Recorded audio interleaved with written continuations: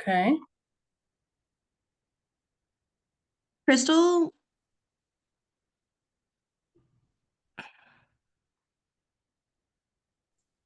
Hello, welcome everyone. Allison, can you hear yes. me? Okay, we had a little bit of technical difficulty there, so thanks for bearing with us, folks. Welcome to our webinar today. New England Fed welcomes you. I'm going to share a quick screen share with you and give you some information about upcoming events, and then we'll get right to it. So welcome to Lagomorph Love, Enhancing Rabbit Welfare in Shelters. My name is Crystal Arnott. I'm on the board of directors for the New England Federation of Humane Societies, and I am also the executive director of Lowell Humane Society. We are really excited to present this webinar today, but we're going to do a few quick housekeeping items. If you can take a moment to just practice with the chat and introduce yourself in the chat, make sure that that's working. Tell us where you're from, what organization and state, and how long you've been in the field, and let us know if you're with a rescue or a shelter. um, we want you to save the date for next year's conference. Hopefully a lot of you attended last month's conference and had a great time. Pop in the chat your favorite thing from the conference if you attended.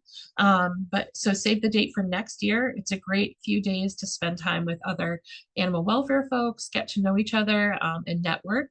And we always bring a lot of really great presenters from all over the country and sometimes around the world.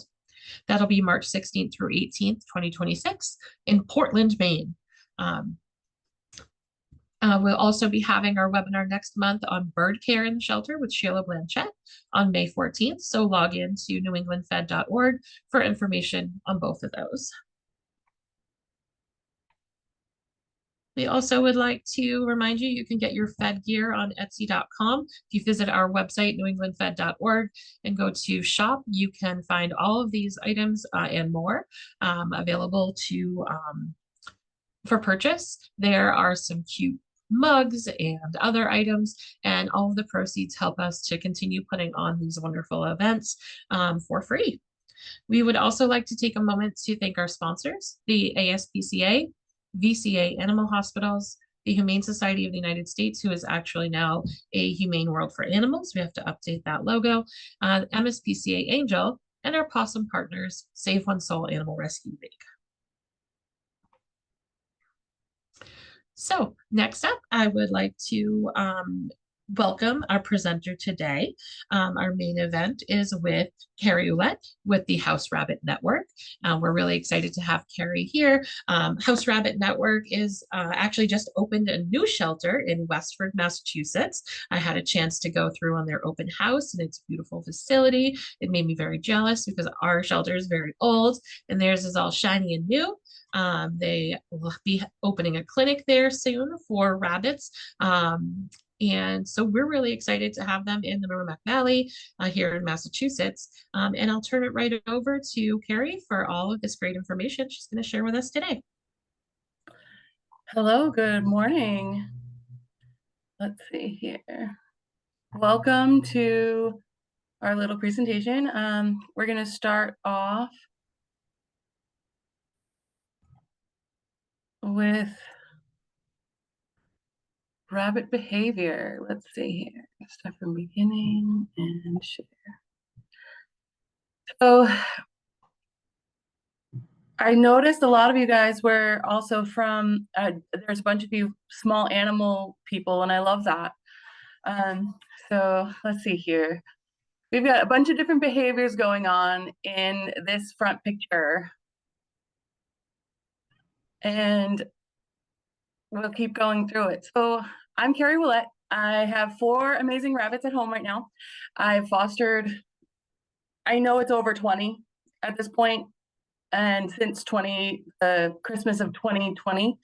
I'm a groomer, adoption counselor, shelter volunteer, advocate, and educator. I love sharing the news about House Rabbit Network, what we do, and all the things that we can. So about House Rabbit Network, we were founded February 2000, and we are actually having a 25-year anniversary gala coming up at the end of this month. If anybody wants information about, we can also talk about that later.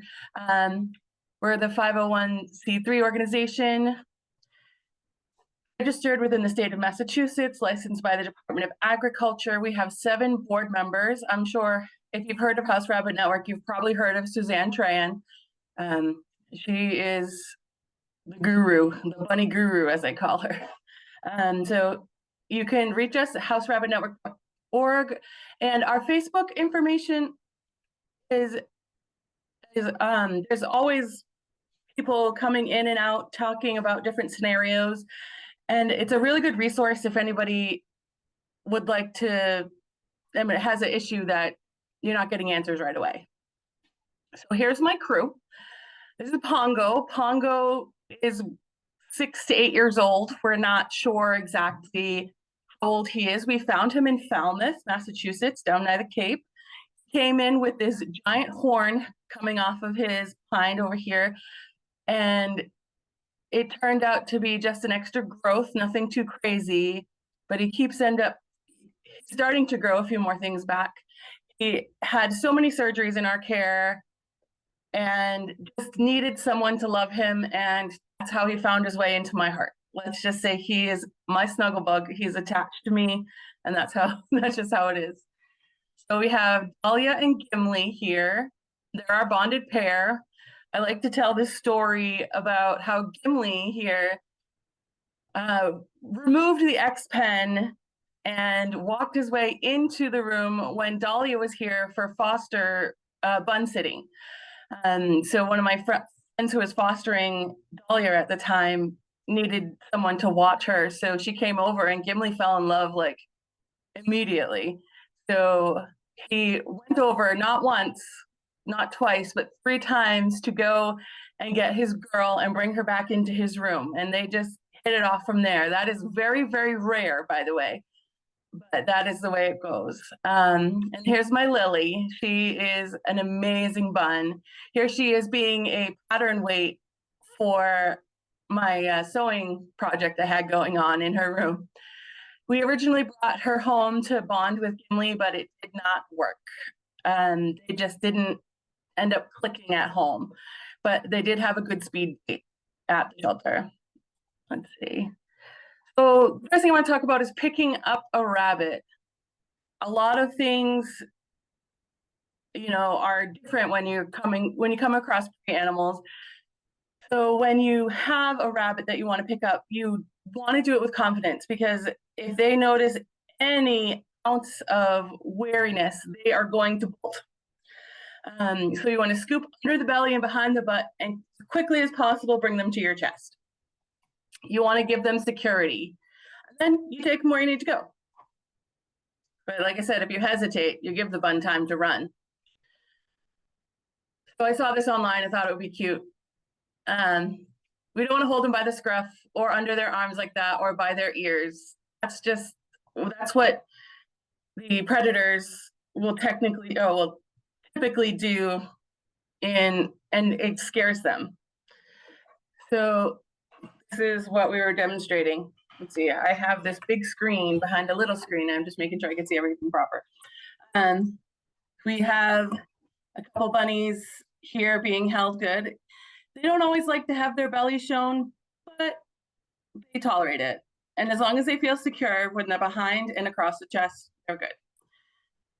So yeah, we like to say there's a right way and a wrong way of holding the bunnies, but let's be real. If a bunny's scared, they're not going to want you to touch them, never mind holding them. So you probably just got a bunny in, and that rabbit does not want to even be close to you. So light firm pressure will help make the bun feel secure, and your confidence will assure them that you're in charge. And you want to do your best to hold them for the least amount of time possible. It turns out we were trying to get Lily's nails done, and she ended up having such a hard time with it, but I was always trying to get in the snuggles. Well, she's not so good for that. So I had a friend come over, and they do her nails, and they just go clip, clip, and done really quick. And it was more beneficial to have her done quick than not, because then she was nipping at us. If she's up too long and she gets anxious, she will nip at us. All right, so what do we think about these holds? Anybody want to put anything in the chat about what we think about the holds? We have Em over here, and we have Nikki over here. Let's see, is there a way for me to see the chat?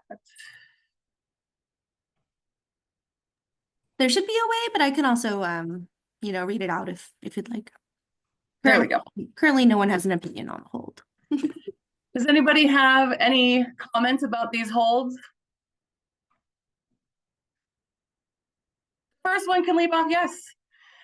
Yes, but this is, in her defense, it's a baby, and she really quickly went to grab it again, and the way that we caught the camera. So the babies think that they can slip through everything. She's also closer to the ground, and I like that. The left one seems that, yeah, it could jump out of her arms. So yeah, this little baby is trying to escape because they're not used to being held. So you're going to end up doing the, okay, put the hands to keep them from going too far. And you try to keep them close, but they're a little wily and they're so different compared to holding the older bun, which Em has here. She has Eleanor, which is a senior bun. Hopefully should be adopted on Friday. She's about 5 years old and is used to being held. So that's why I thought it would be a good chance for young Em here to get to hold one that's easier. As you practice, it makes it a little easier to know what they're going to do. Each one's going to be different in every case. So take a look at my girl Thea. This was my first bun ever. She used to climb up on my shoulder like this, and she would jump off. And thank goodness she didn't break anything, because that girl, she was tiny. She was a Holland Lop. She was about 3.5 pounds. So putting down a rabbit. Bunnies are going to try to get out of your hands as fast as possible in some cases. So for your safety and theirs, it's best for you to stay as low to the ground as possible when you're about to put them down. So you crouch, lean, and then release. This will make the bunny fall from a shorter distance, less chance of an injury. But you know what? If you're putting them down face first, they're going to see, okay, well, I'm getting out now. Now this is my time. I have to go, right? Well, Suzanne, like I said, our bunny guru, suggests, and this works all the time, if you have the bunny facing you and you put their bottom down first, they are less likely to know and anticipate that jump off. And I think that is a huge thing to do. Like when we're at the shelter, I'm trying to put a rabbit back in their condo, and if they're facing first, they're like, heck yeah, let's go back into my space. But if you put them behind first while they're facing you, they don't have that place to jump. Because when they jump face first, you can get kicked and you can get scratched. And so it's a safety for everyone. All right, what's the difference between these two bunnies?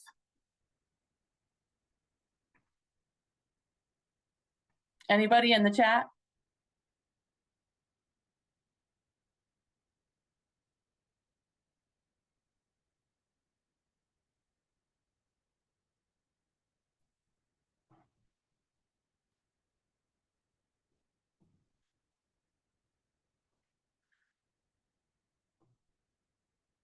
Lisa, that's right. There's no difference.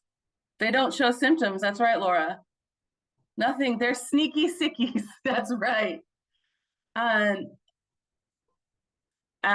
a caregiver for a rabbit, it's your responsibility to know them or know some differences when they're healthy versus when they're sick. And honestly, they sneak in there. I will tell you that my first girl, the one that was on my shoulder, she hid liver lobe torsion from me for almost 24 hours, making it really hard when we got to the vet. There was almost nothing we could do. They said that she had a 25% chance of living if we tried surgery, and that was not, we ended up ending her suffering. But the big deal is if you glance at a rabbit, you're not going to know the difference between if they're sick or not, unless you know your bun. I've got a few slides here too that'll help us with that. So I thought we'd go over the initial intake of a rabbit. The first thing you want to do is check out the basic health, right? So there's a couple options where you can perform an exam. Personally, I find if I have a small table that I can hold on to them better. We put a cloth on it, put them on there so they're not scrabbling all over the hard table. That's my favorite, but also because I have some knee problems, So the other thing too is if you can get on the floor with the cloth underneath, so they're not running everywhere, that is a very good thing to do. So you want to make sure that you're in control of the situation though too. That's the other reason I like to use the table. Let's see. Usually I do it with 2 people. You want to have someone grooming the bunny a little bit, patting their head, making them feel comfortable, rubbing the cheeks if they let you. Just let them know that they're okay. So yeah, and remember, the initial exam is the first line of advocacy for the health of that bunny. So the basic intake checklist. First, you're going to look for the eyes. You're going to see for scarring, redness, discharge. I personally don't have a form, but that's what I made the checklist for. When we do spa day, they created a form for us to use that I could probably get a copy of and sent over if you're interested. We can discuss that after, if that works. So in the ears, scarring, redness, discharge, crust in ears, that's going to happen if they're sick. The ear mites can come on with stress. They're not always they always have, how do I put this? There's always an underlying base for some mites in the body for rabbits, is what I've been told. So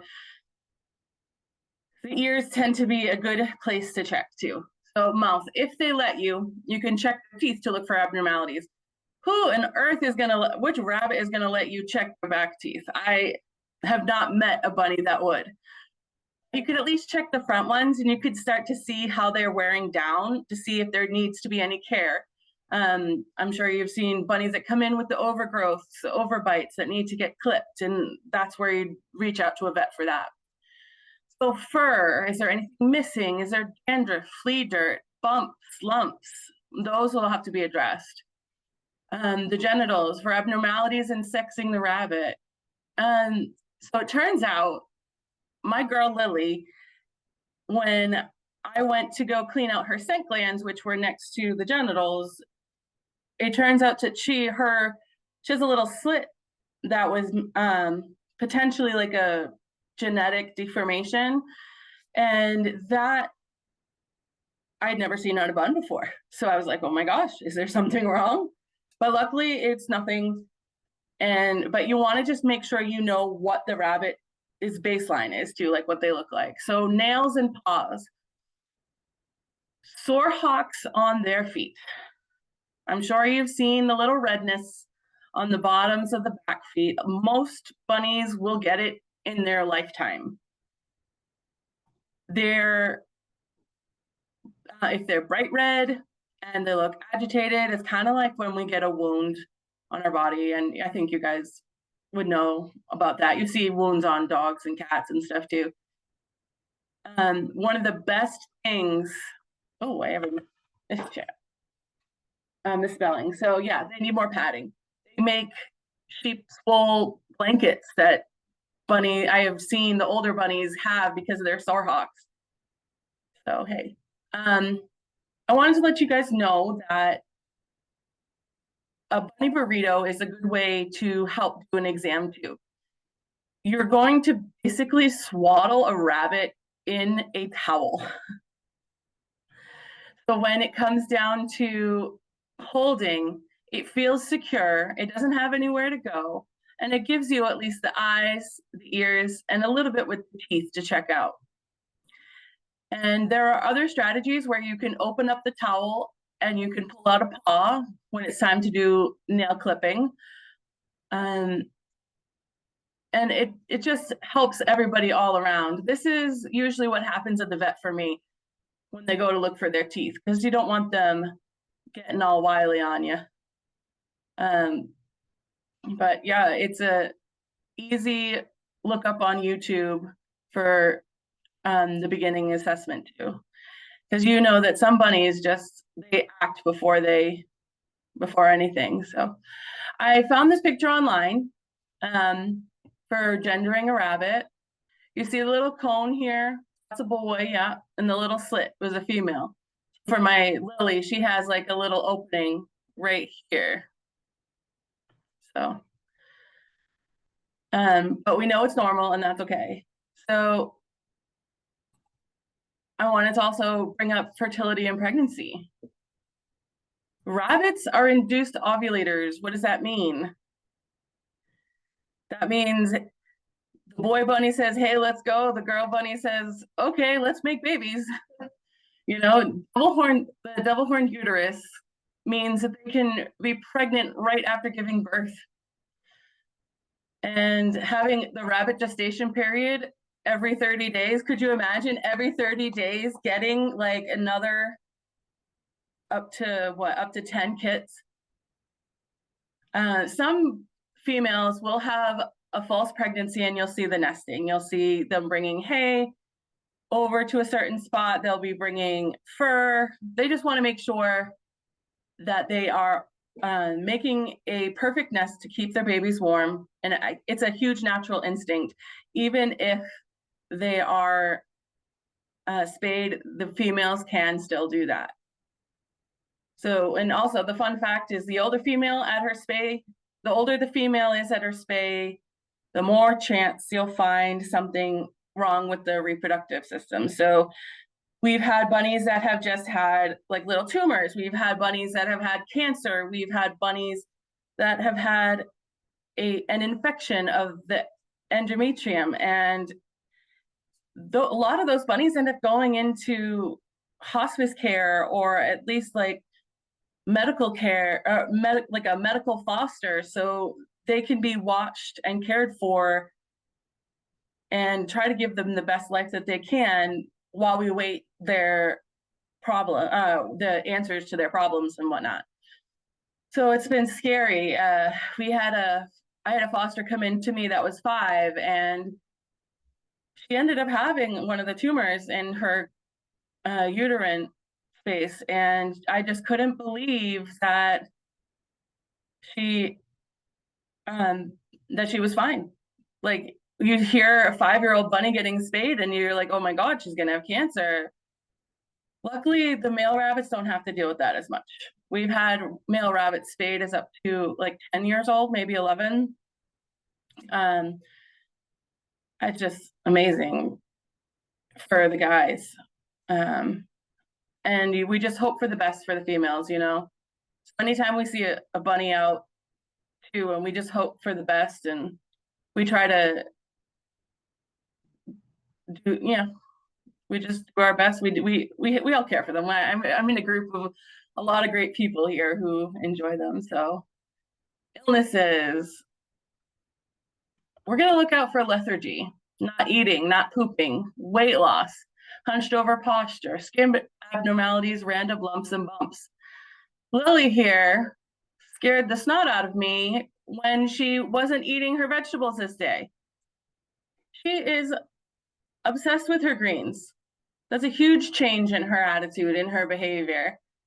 So what we were doing with my first line of defense was to pick her up and look and palpate under her belly, and it was swollen. It felt big. And when I touched it, I felt her wince just the tiniest bit. So I knew something was wrong. After the vet and after having people talking to my my crew, we ended up being able to just get her back on track very shortly with some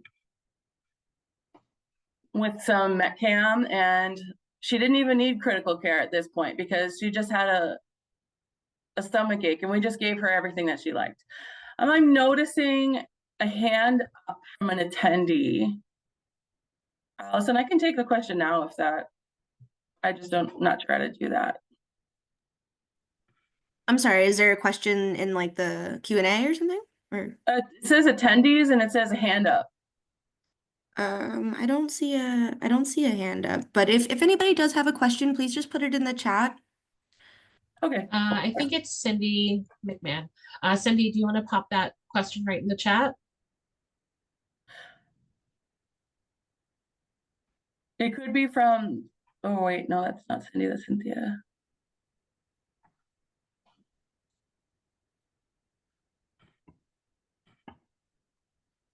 Well, Cindy, if you have your question, feel free to just post it. I think it might have just been an accident. All right, sounds good. Just making sure. I want to make sure everybody can get their questions answered. So mites, we were talking a little bit about ear mites. And look how gnarly these look in the ears. It looks like just a little crusty scab. And it's not comfortable. They're itching all the time. So if I see my bunnies itching their ears like frequently, I do check just in case, God forbid. And then if you look on the right two pictures, we have bunnies that have there's a little patch missing, and we see some dandruff over here. So we've actually had bunnies come in that have the dandruff looking thing for spa day, and we know how contagious mites can be. So we end up having to pack up that bun again, talk to their owner, tell them they need a vet visit as soon as possible.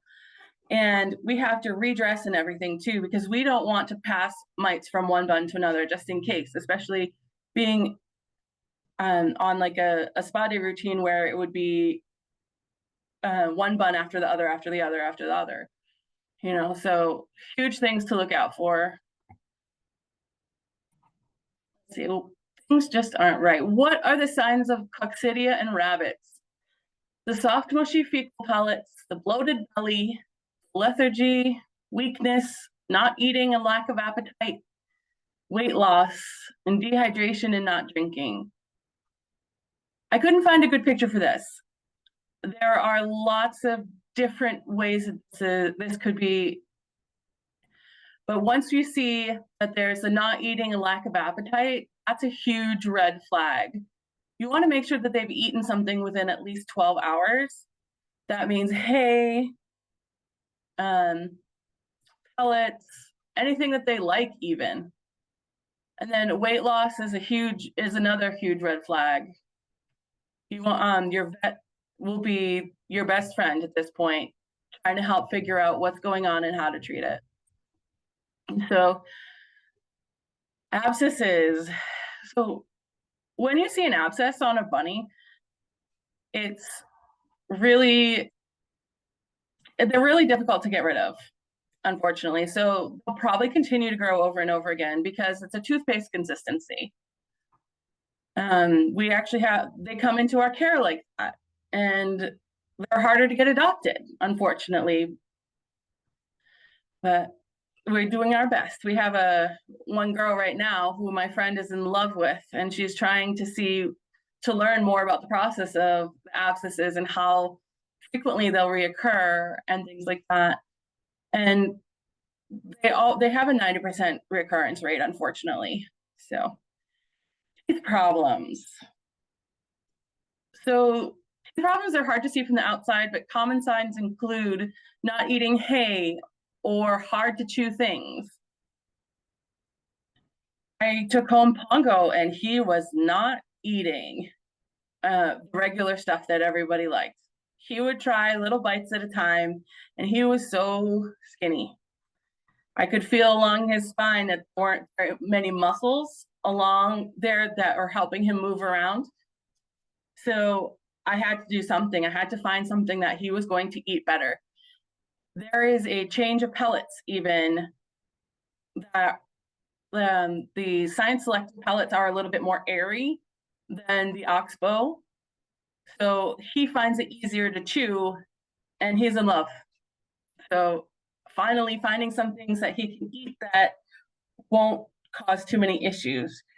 I wish he would eat more hay, but there are ways, there are things to try. So I have been offering him all different types of hay between the first cut, which is usually more coarse, to the third cut, which is more soft and a little bit more fatty, so it tastes better. So pinworms, I have a feeling that you've probably seen it in other animals as well. It can be figured out just by looking at the poop. I figured it wasn't worth the picture because that's pretty obvious. The sorehawks, the different breeds, Rex buns, they're more prone to them, so they'll need their nails done more. And it just happens. I mean, I feel so bad. Gimli has nearby so I can show you his sorehawks. Oh, he's hiding. He's got these nice little lines, but he was found outside also. Actually, all of my buns in the house right now were found outside. He's got some gnarly ones that are about 1 inch long, but he manages to cover them with his fur, and he's always on a rug or a blanket or something softer so it's not to aggravate them. So the thing about Rex bunnies with that too, Rex is just like the softer thinner fur. I've seen little sores come on the front nails too. So that's why I suggest always getting their nails done quicker and sooner. They're definitely on a different schedule than regular buns. So let's talk about stasis for a second. Has anybody had a bun that was diagnosed with gastrointestinal stasis?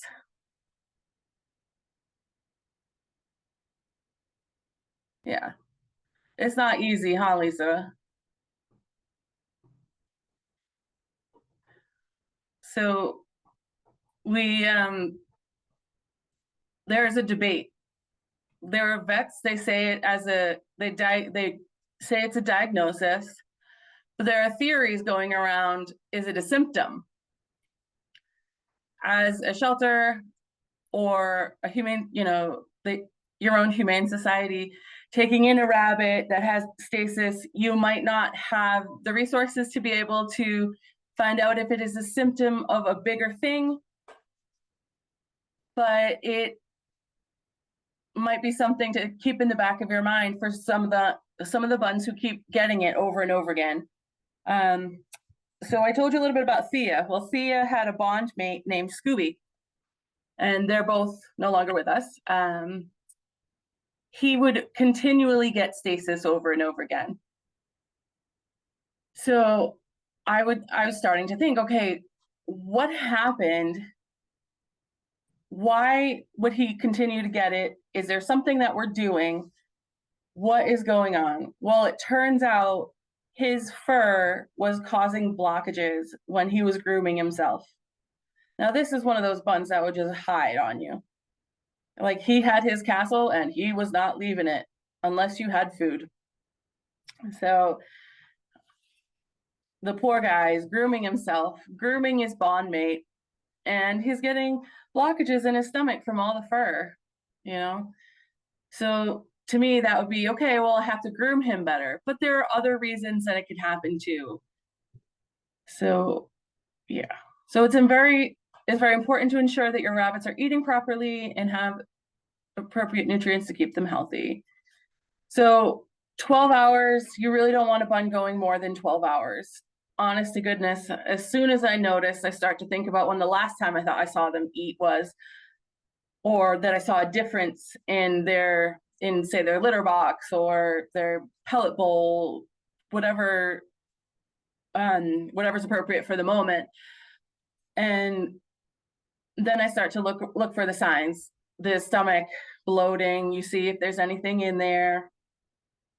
And the vets usually can have medicine to be able to help with that. Sometimes it's as easy as a fix with a dose of like the bunny Advil, the Metcam, but sometimes they need some medicine to get the gut motility going again. Because rabbits are, they only have a one-way tract system, they can't vomit. Anything that goes in has to make its way through. And so that's really hard for when it happens with those blockages and whatnot. Food. I'm sure you guys have seen some things like this.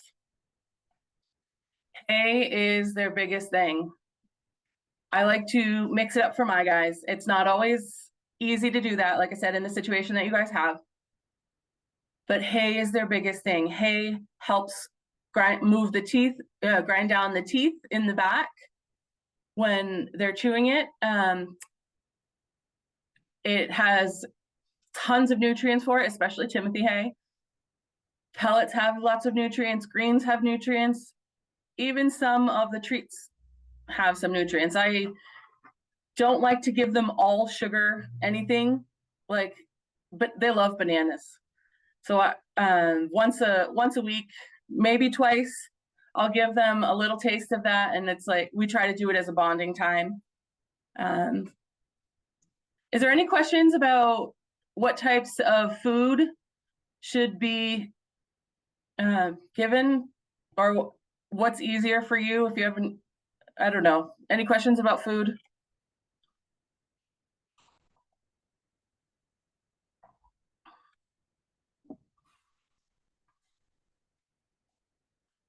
Okay.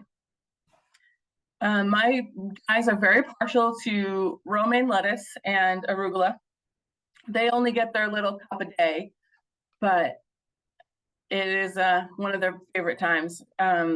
When a bunny is eating something that they really, really like, they do what's called butt twitches. Well, we call them butt twitches. It's just like a little spasm on their behind, and it's Gimli's favorite time of the day. Are you recommending fruit to be limited once, twice a week? Yes. The younger they are, you might be able to do fruit a little bit more.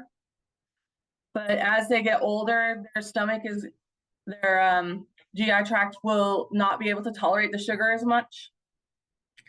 But I tend to recommend about 1 to 2 times a week for fruit.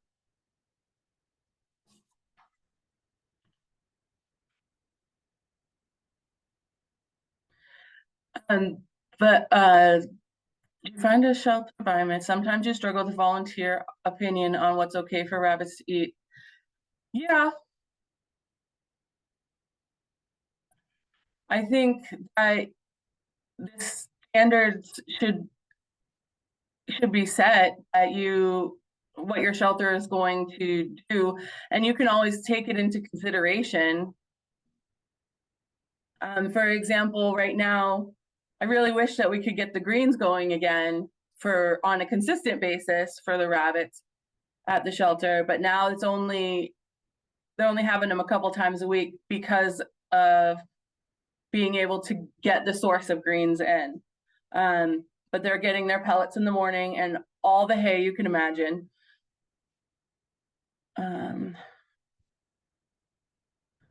Yeah, each person is going to have their way to do it, and it's working together. My biggest suggestion is always just to try to work together and do the research, figure out what is most important for you guys, you know? And so, I mean, we had a foster, which we do not allow to foster anymore, that ended up having the rabbit live in the same room as a bird that threw his seeds on the floor, and the rabbit would go and eat the seeds, but the seeds are too abrasive for the rabbit's stomach. So when he came to adoption appointments, we were wondering why he was just kind of a little bit more mellow than the rest of them. We thinking that that was bothering him, you know? Let's see. Toys and enrichment. Have you guys played with one?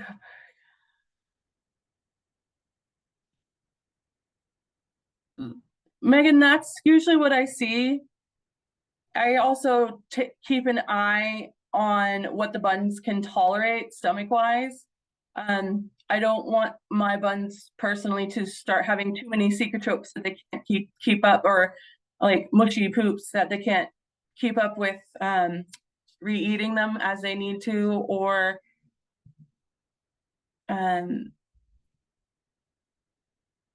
yeah, usually that's about right. So yeah, I'm trying to think. Let's go back to the toys and enrichment, if that's okay. If you have any more, Alicia, that's awesome. I am so glad that you're able to grow the veggies for the small animals. I have been trying to do that, but honest to goodness, I have not been very successful in keeping plants alive in my house, especially with my little jumping bunnies, who like to go and take the plants and, you know, parade them around the house like it's their, like they won an award. But yeah, that's an amazing thing you can do to keep going. Our shelter doesn't really have the space to do that outside or much inside, but I think we're gonna see what we can do to see. I would love to start doing that. I know there's a nursing home next door that I was involved with for a while, that we were growing greens there, and I would bring some over to the shelter after a while too. So that was really cool, because then we got a little bit more of involvement from the neighborhood and people, so it was good. Oh, that's really awesome that the grocery store can bring. That's awesome. All right, let's see here. Toys and enrichment. Okay. Plastic stacking cups and toys, bun safe wood sticks, learning words, tricks, and foraging. Did you know that bunnies can learn up to 50 words? I've got my guys learning word come. I also do the hand signal, and I have them do spin, and I hold the treat and I make them follow it to spin, and they're starting to learn it to the point where I sit on the floor and they're doing spin before I can even tell them or ask them. And we've got them doing beg, and we have them going on the back of their feet, and dinosaur where they put their paws out and walk on their back paws. I mean, it's not a necessary thing, but it's really fun to see them do and things that are new and stretch and have that connection with them. So I want to introduce you to Howie. He is a bun that just got adopted, but when he came in, I fell in love with him. So knowing that he needed a little extra playtime, I ended up catching this video. So here you go. It's a short little one.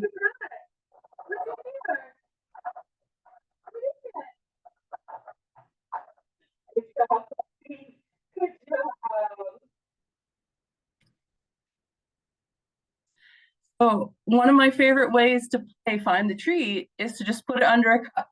It gets their brain stimulated. It gets enrichment going. It gets them something else to focus on than just the same four walls and their hideout and their food. And it makes them really happy. I was really surprised Monday, when I went in. It was right before he was getting adopted, and he was in his X-Pen because he was almost ready to go home. And he knew who I was because of that. when you spend the extra time, you know, they recognize you, they know they're people. And that's one of the most rewarding parts about being to the shelter and having the rabbits. So I had to share that. Foraging. I wanted to talk about foraging can be so easy to make up something in your situations. Hey, you got a box that came in from Amazon. Thank you for whoever donated or whatever supplies you had. You cut it down so it's short enough, and then you throw in crumpled up paper and some pellets and treats, and you get them going. You get them looking to find their food the way that they would in the nature, you know? You get a look for the good treats. Oh. All right, let's see. So behaviors, we talked about, we're talking a little bit about the really gnarly ones. What about the good ones? Have you ever seen a bunny present to you? They're putting their head down and they're waiting for you to pat. That means that they want to be the alpha. They want to be the one that's in charge, and they want you to know it. So when they are asking you for those pets, they have that insecurity. They want that feeling. So what about biting? Biting can be, hey, let me see what you taste like, or I'm not happy. What about lunging? Have you ever seen a bunny just go, hey, you know, like get out of my space? Oh my goodness, boxing.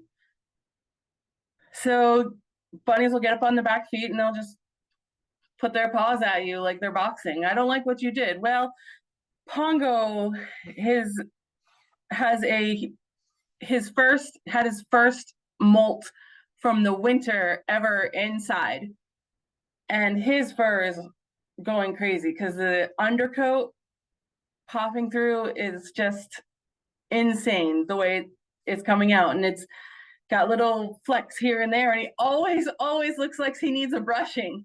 So I pluck it and he boxes at me. He's like, I don't like that you did that. I'm like, sorry, buddy, but we're gonna have to. So from now on, I am trying to make sure that I groom him only on one day of the week so we can still have a good relationship. What about flopping? Okay, I like it here. A dead bunny flop. Have you ever heard of those? At the shelter, the bunny Eleanor that was in the picture with about in the beginning, she was always scaring us. I can't tell you how many pictures I have on my phone of her in her little space, just asleep. I'm like, okay, do I see the stomach going? Is she okay? Yeah, she's so relaxed that she can stretch out, have no worries. And she is on her side, showing her stomach. Like, that's awesome. The hunched posture. You ever like have to go to the bathroom and you got your hands on your stomach and you're waiting? Bunnies have a similar thing. Something's wrong. That's usually means something's wrong with their in the GI system. And digging. Like we we're talking about foraging. Digging is a natural thing for them. They want to look for things to do. They need things to keep them stimulated. So, okay, here's Gimli and Dahlia. We talked a little bit about presenting. So who do you think would be in charge in this one? Dahlia's the darker one and Gimli's the lighter one.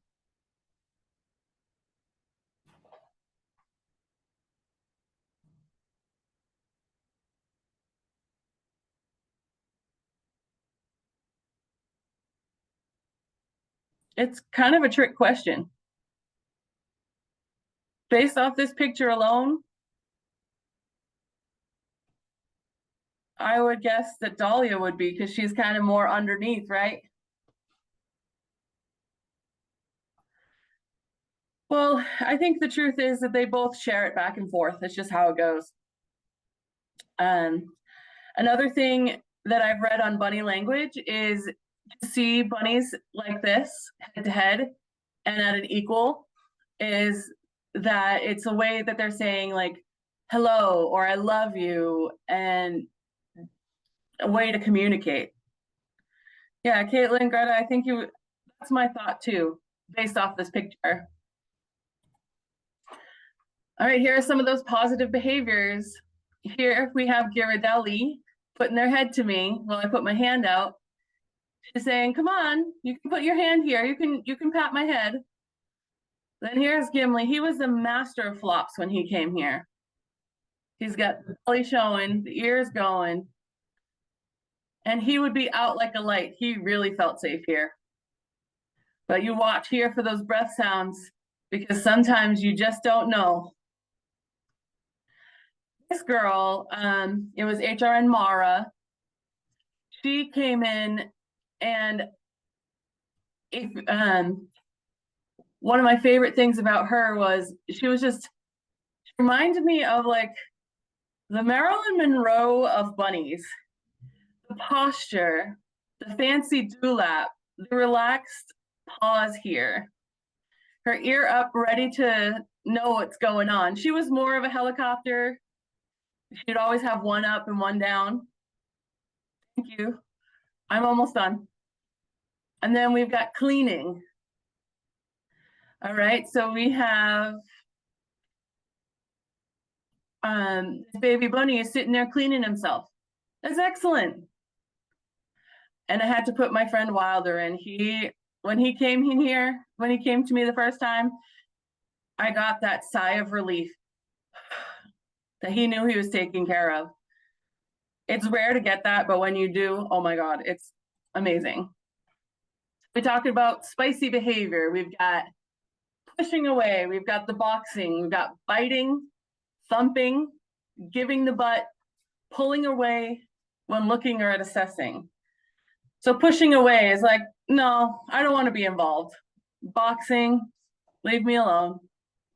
Biting, usually it's a warning. Thumping is also a warning, or they sometimes do it when they're really excited. Giving the butt. They don't like what you did, and they want you to see their behind, and they want you to know that they're looking back. And if they're pulling away when you're looking at or assessing them, there might be something going on. That's a huge thing that I always look at for my guys. All right, environment. They need the regular home base. The essentials have the hideout, litter box, water, hay, toys, chewable items, the soft floor they can grip with their feet. So you should take some time to brainstorm some hideouts that you can create with what you find around the shelter. I implore you to do that and take a couple notes, probably after, because we're getting to the nitty-gritty here. Cleaning supplies, vinegar and water. There's Nature's Enzymes small cage cleaner. You can use other cleaners, but I would thoroughly rinse it off afterwards. So when your bunnies are getting in the way, hey, why are you touching my stuff? When you're trying to clean, they don't understand. You can do your best to dodge and ignore. You can offer an alternative space with their litter box and a couple things that smell like them, and include a different hideout that you leave in there with them. You can alternate, like that's what we do sometimes at the shelter. So when they're out, they have their specific tunnel and their specific toys for out, and then they have specific toys in their space also. These are just some great examples of like a home base for bunnies in an X-Pen. I know not everybody's gonna be able to have these things. You'll probably have a condo or a cage, but this is what a nice little X-Pen set up for the buns that you want to get adopted out. That's what they should have at their new home. Grooming essentials. Grooming is my last topic. So fur, sometimes you have to, they molt like crazy and you just never know where the fur is coming from. And then you brush them and you're like, oh my gosh, how did you become another bunny? Lion heads need trimming around their eyes to be able to see. And sometimes other bunnies with thicker fur around their groin might need a sanitary trim to keep everything clean. Nail trims, they have quicks like cats and dogs. I'm pretty sure you guys know that. Scent glands, so they're right next to the groin, and it's kind of hard to see without a secondary person. I usually have a hard time doing scent glands on my own, just because if a bunny is moving too much, but they kind of get waxy like earwax and things like that. As bunnies get older, you're going to see that they might not clean their ears as well. They might not clean their butt as well. And the shaving comes in with the fur for the behind. So this is my friend Phoenix, one of my fosters. Young male lion head. What are his grooming needs and what kind of things would you do? So let's talk about, I can't see his eyes, probably also because they're black, in this picture especially. So I would try to make sure that he has good vision around here, around the eyes. Make sure that there are no knots up here around the mane, because those are typical spots. He's got the little butt skirt too. So he's got the little butt skirt too that he's got, that needs to be cared for. And throughout his life, he's gonna need a little bit more care than the typical like red-eyed white that you guys see. I know I rushed a little bit at the end. My email is carrie@rabbitnetwork.org if you have questions. Also, Suzanne is available for questions, and info@rabbitnetwork.org. I hope that you got to learn something out of this. The biggest thing too is just make sure you have your team. You know, if you have someone that knows a little bit more about rabbits, then make sure you know how to get in contact with them. Okay. Crystal, Allison, I guess we're good. Yeah, thank you so much, Carrie. That was fantastic. Just really quick, there was a question about when this gets posted. It is being recorded, and you'll get an email since you've registered for it. So it'll come in your email when you can listen and view the recording. Crystal? Yes, and all of our past recordings and this one also will be available on our YouTube channel, the New England Federation of Humane Society's YouTube channel. So you can also search up there and see past recordings, as well as this one will be up there by the end of the week. So thank you all so much for coming today, coming out to join Carrie and the New England Fed for this amazing session. It's really, I know for me, it's nice to know that we've got some things right, and it's nice to get some new takeaways to bring back, you know, and help make the shelter a better place for our bunnies. So thank you so much for sharing your expertise with us today, Carrie, and thanks to the House Rabbit Network. Just a reminder, we have our next conference next spring in March. I know it's a year away, but start getting pumped for it. It'll be in Portland, Maine, so make sure that you plan to attend.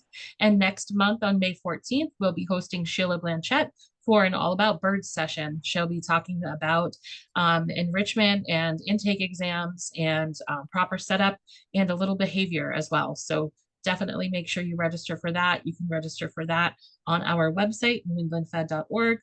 Or New England Federation of Humane Societies.org. And please also just check out our merch on our Etsy shop, because that is how we're able to continue bringing these great sessions to all of you. So thank you so much for attending. Keep an eye out for that email with the link to the recording, and have a great week, everybody.